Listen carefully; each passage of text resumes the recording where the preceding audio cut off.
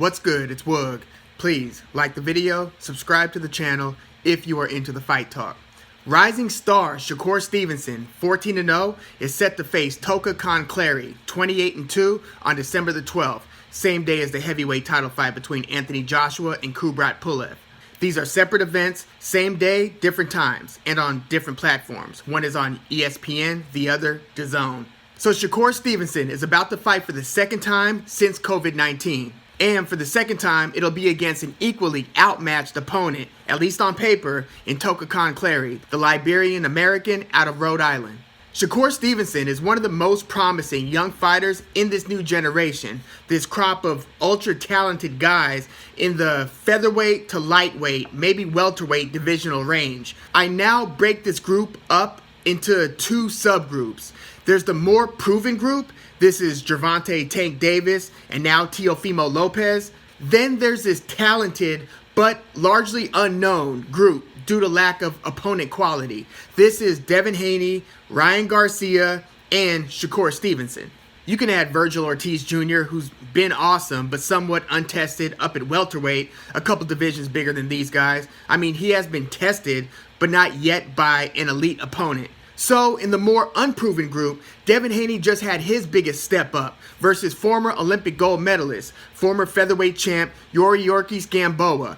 Haney delivered here with a decision win, which felt uninspiring to many because it came on the heels of two sensational wins. One by Teofimo Lopez, who amazingly upset the legendary Vasily Lomachenko, and then the other by Gervonta Davis, who delivered a one-punch uppercut knockout win versus future Hall of Famer Leo Santa Cruz. So Devin Haney's decision win versus Gamboa, though impressive and really pretty dominant, was overlooked because it paled in comparison to Lopez and Davis's wins. Ryan Garcia is about to have a major step-up fight versus Luke Campbell. And I think I might be leaning Campbell on this one.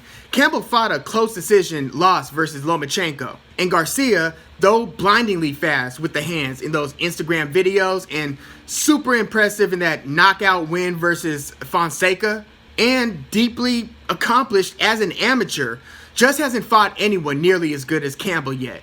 So we'll see. I'll have a preview on that fight soon. But all of this will leave Shakur Stevenson as the least tested fighter in this crop of new schoolers. Stevenson's also currently the smallest out of all these guys. Teofimo Lopez has been at 135 and is talking about moving up to 140. Gervonta Davis has mostly been at 130 and has fought at 135 and looks like he'll be headed back there going forward. He came back down to 130 for that recent Santa Cruz fight. Ryan Garcia is at 135, Devin Haney 135. Shakur Stevenson has been at 126 featherweight and only recently moved up to 130. Still a division below the others, so we'll see how this plays into matchmaking for Stevenson going forward.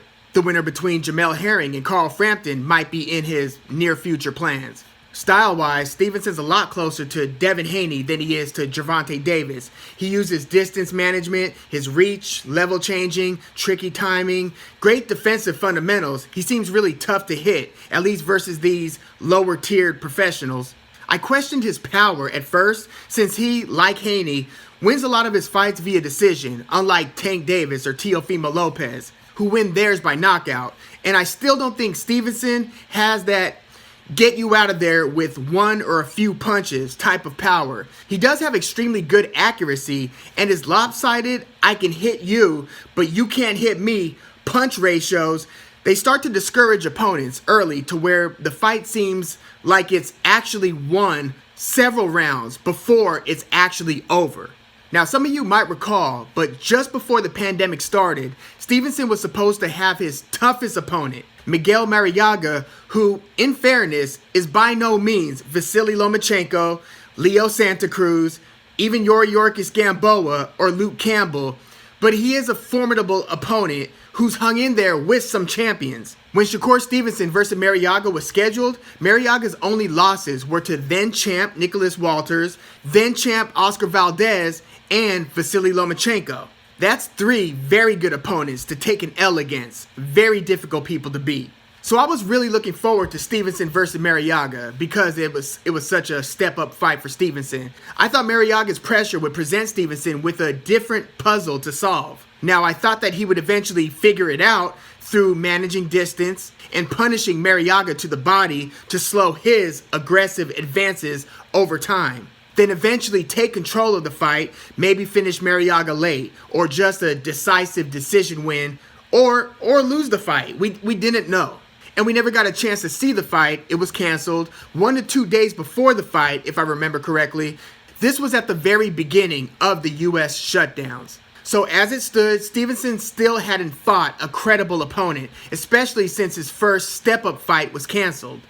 But a few months later, we did get to see that formerly scheduled opponent, Miguel Marriaga, take on Stevenson's most recent opponent, Joet Gonzalez. Joet Gonzalez had some bad blood with Stevenson going into the fight. Stevenson is dating Joet Gonzalez's sister, but Stevenson had no real trouble beating Gonzalez. But Joet Gonzalez, less accomplished than Miguel Marriaga, beats Marriaga via unanimous, convincing decision.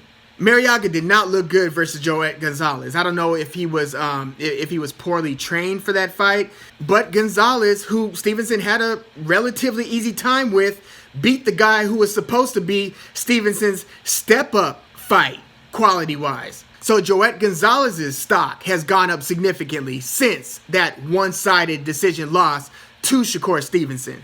Now, Stevenson's opponent is Toka Kahn Clary, who as I mentioned, expect to be significantly overmatched. Clary does have some power and athleticism, but his approach in some fights is too deferential and beta, where they cede too much to what the opponent's trying to do instead of opposing their game plan.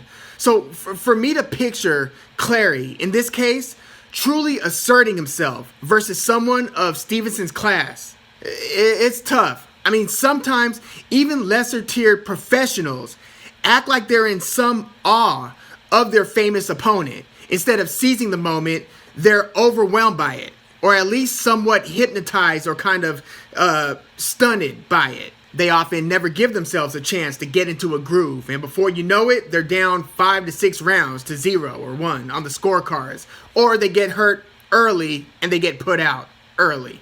Clary has had some success in recent fights. He's won his last 3 after losing a decision to recent challenger to Josh Warrington's IBF title, Kid Galahad.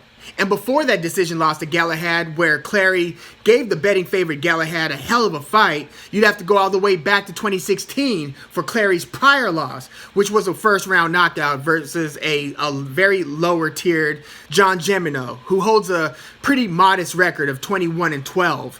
And really just caught Clary with a couple. First, he caught it with a couple sneaky uppercuts that looked like they hit the solar plexus area, and they got Clary to kind of back up. And I don't know if he was winded, but shortly after that, Gemino knocked Clary out with a fast-handed combination up top, all in the first round. It's boxing; these things happen.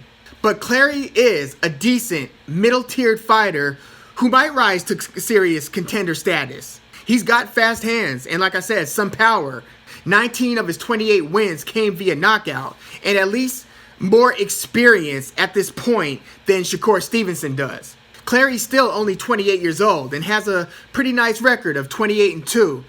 But when the rubber hits the road, I really don't think he'll have much for Shakur Stevenson here, especially after the first 3 or 4 rounds. Now, maybe Shakur Stevenson is totally overlooking Clary and makes this fight more difficult for himself than it needs to be. But that doesn't seem to be Stevenson's MO, at least at this stage. You listen to this kid interview and he sounds mature beyond his years.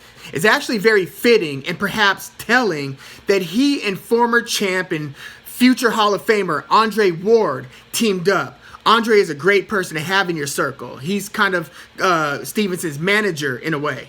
And Stevenson seems pretty sharp, very clear-headed, and he keeps good company.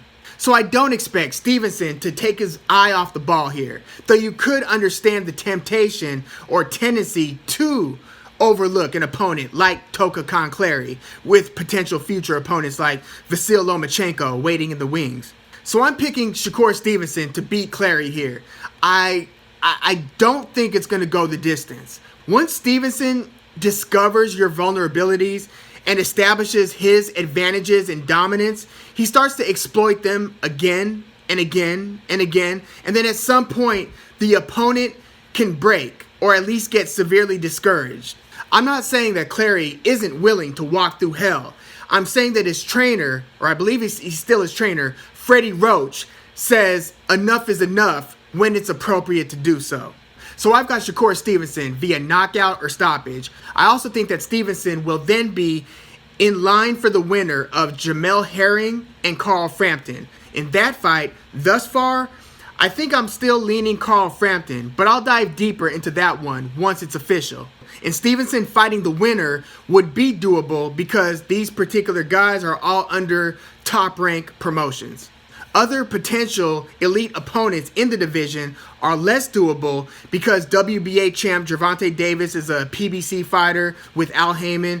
IBF champ Joseph Jojo Diaz is with Golden Boy on DAZN. Tevin Farmer's with DAZN. So Stevenson versus the Herring Frampton winner is the title fight that the business and politics allow for now. At least in the 130-pound division. Up at 135, different story. You've got Lomachenko. You've got Teofimo Lopez. But I expect Shakur Stevenson to take incremental steps and more or less stay the course. First, by handling business at 130. But let me know your thoughts on this fight and on the future outlook for Shakur Stevenson and where he fits in this new generation crop of young prospects or young champions in the case of Lopez and Davis. Please leave your comments in the comments, like the video, subscribe to the channel if you are into the fight talk. I'm Woog. Thanks for tuning in.